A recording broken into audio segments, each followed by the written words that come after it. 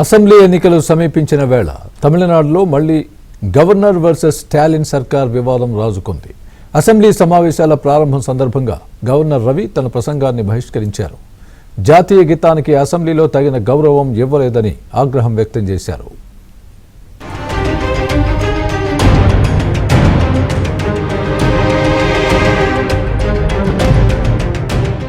తమిళనాడు కేరళ శాసనసభ సమావేశాల్లో గందరగోళం నెలకొంది.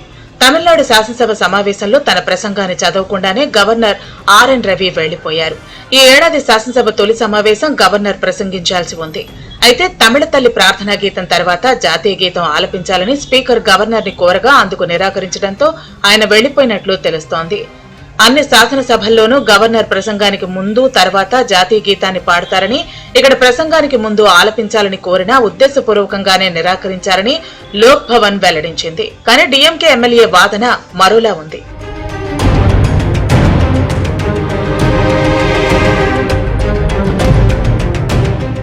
తమిళనాడు ప్రభుత్వం అసెంబ్లీలో జాతీయ గీతాన్ని పాడకుండా అవమానించి ప్రాథమిక రాజ్యాంగ విధిని విస్మరించిందని లోక్ భవన్ కార్యాలయం ప్రకటన విడుదల చేసింది. గవర్నర్ ప్రసంగించడానికి వెళ్లిన సమయంలో మైక్ ను పదే పదే ఆపివేశారని, ఆయన్ను మాట్లాడడానికి అనుమతించలేదని పేర్కొంది. అసెంబ్లీలో తరచూ జాతీయ గీతాన్ని అవమానిస్తూ ఉండటాన్ని సహించలేక గవర్నర్ అక్కడి నుంచి వెళ్లిపోయారని లోక్ భవన్ తెలిపింది. తమిళనాడులో దళితులపై జరుగుతున్న దారుణాలు, మహిళలపై లైంగిక హింస వంటి సమస్యలు తీవ్రమవుతూ ఉంటే వాటి గురించి ప్రసంగ కాపీలో ఎక్కడా ప్రస్తావించలేదని, అందుకే గవర్నర్ ప్రసంగం చదవకుండా నిష్క్రమించినట్లు ప్రకటనలో వెల్లడించింది.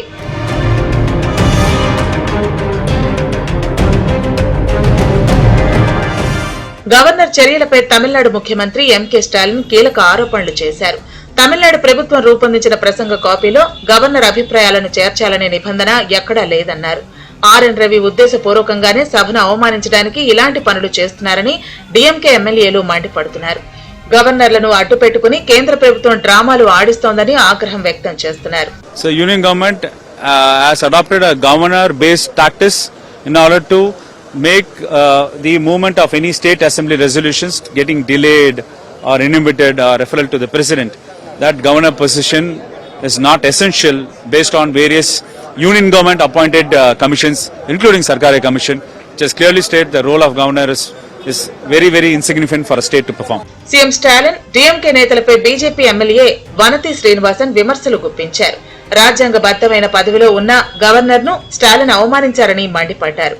తమ సూచనలు పరిగణలోకి తీసుకోవాలని గవర్నర్ సూచించినా పట్టించుకోలేదన్నారు.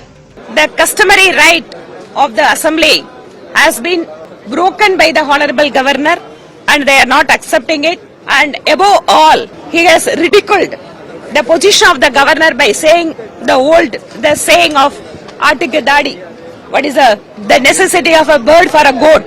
కేరళ అసెంబ్లీ సమావేశాల్లో కీలక పరిణామం చోటు చేసుకుంది.